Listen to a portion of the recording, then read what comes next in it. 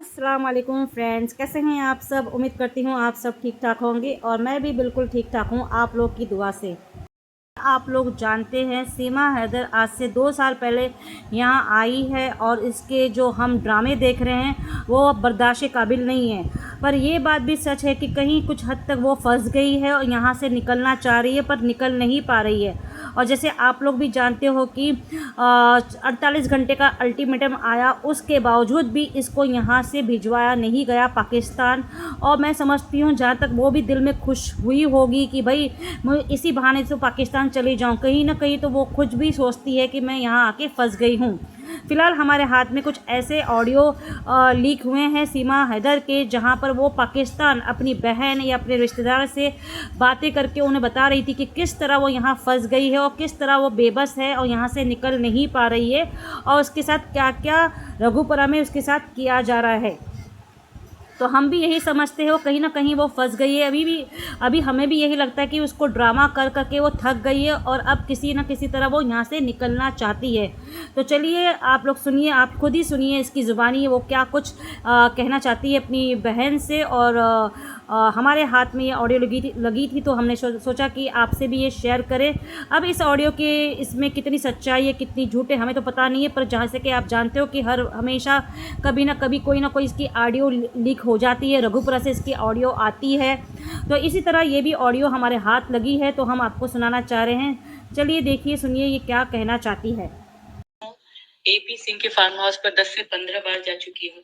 जब से मैं भारत आई हूँ एपी सिंह के फार्म हाउस पर 10 से 15 बार जा चुकी हूँ। होते हैं मैं शब्दों में बयान नहीं कर सकती। वहाँ बड़े बड़े लोग आते हैं, मंत्री, नेता, सब अय्याश और शराबी। वो मुझे डराता है, जबरदस्ती गाने पर मजबूर करता है और जुर्म व ज्यादती करता है। एपी सिंह खुद भी सब में शामिल है। मैं एक भयानक मुसीबत में फंसी हुई हूँ। मैं पाकिस्तान वापस जाना चाहती हूँ। खुदा के वास्ते कोई तो मेरी आवाज सुने। भारत में मुझ पर जुल्म हो रहा है और खुद सरकार इसमें शामिल थी, यहाँ रखना चाहते हैं। मैं यहाँ नहीं रह सकती, सुने से निकालो। भारत में मुझ पर जुल्म हो रहा है और खुद सरकार इसमें शामिल है, तो मुझे जबरदस्ती यहाँ रखना चाहते हैं। मैं यहाँ और नहीं रह सकती। मैं अपने वतन पाकिस्तान वापस जाना चाहती हूँ। मैं भारत आई हूँ एपी सिंह के फार्म हाउस पर 10 से 15 बार जा चुकी हूँ। वहाँ जो गंदगी और घिनौने काम होते हैं मैं शब्दों में बयान नहीं कर सकती। वहाँ बड़े बड़े लोग आते हैं, मंत्री, नेता, सब अय्याश और शराबी।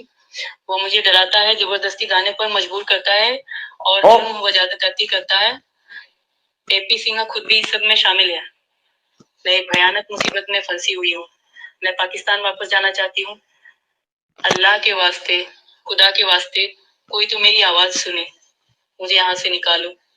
भारत में मुझ पर जुल्म हो रहा है और खुद सरकार इसमें शामिल है, तो मुझे जबरदस्ती यहाँ रखना चाहते हैं। मैं यहाँ और नहीं रह सकती। मैं अपने वतन पाकिस्तान वापस जाना चाहती हूँ। मैं जाना चाहती हूँ। अल्लाह के वास्ते खुदा मुसीबत में फंसी हुई हूँ, पर मजबूर करता है और जुल्म व ज्यादती करता है। एपी सिंह खुद भी इस सब में शामिल है। मैं एक भयानक मुसीबत में फंसी हुई हूँ। मैं पाकिस्तान वापस जाना चाहती हूँ। अल्लाह के वास्ते, खुदा के वास्ते कोई तो मेरी आवाज सुने, मुझे यहाँ से निकालो। भारत में मुझ पर जुल्म हो रहा है और खुद सरकार इसमें शामिल है। मुझे थोड़ी सी आजादी मिले तो मैं यहाँ रघुपुरा से निकलना चाहती हूँ। मैं चाहती हूँ कि किसी पुलिस स्टेशन जाऊँ, किसी अदालत में जाकर बयान दूं कि मुझे पाकिस्तान वापस भेजा जाए। आदेश है पुलिस को रघुपुरा में कि सीमा को भारत में ही रखना है। जब योगी जी के बारे में नारे लगाती हूँ, नारे जबरदस्ती मुझसे करवाए जाते हैं क्योंकि मुझे एपी सिंह बोलते हैं कि तुमने ये बोलना है। लेकिन अब मैं किसके पास जाऊं, कहाँ जाऊं? एपी सिंह करवा रहा है। इतना जालिम इंसान है कि रात को पता नहीं कितने लोग बेचता है और मुझे बोलता है कि तुमने एक शो नहीं मचाना। अब मैं क्या करूं, मैं तो आजाद में फंसी हुई हूँ। अब मैं कैसे निकलूं यहाँ से? मुझे एक एंकर है मोटे पेट वाला, नाम तो मुझे उसका याद नहीं। वो मुझे कहता है कि जो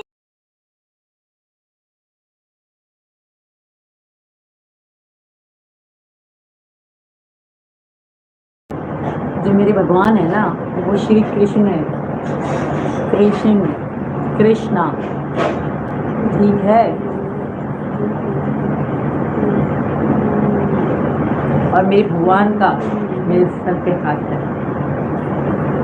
मेरे भगवान का मुझ पे आशीर्वाद है और इन पे भी, तो हमें चिंता करने की जरूरत बाबू नहीं है। ऑफिशियल और- सीमा भाभी, आपका जोड़ी बहुत बढ़िया लग रहा है। थैंक यू बाबू। बाबू आपका नाम ही बाबू है। भाई जब भी तो क्या कहते हैं, पाकिस्तान से एक हूर की परी लेकर आया हूँ।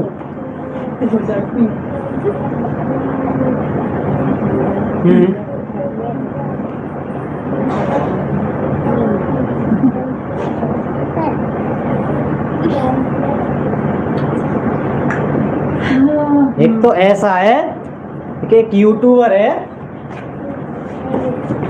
खैर नाम की तो मुझे नहीं पता, खैर गिने चुने उसके इतनी जगह पर ही बाहर आते होंगे, इतने इतने।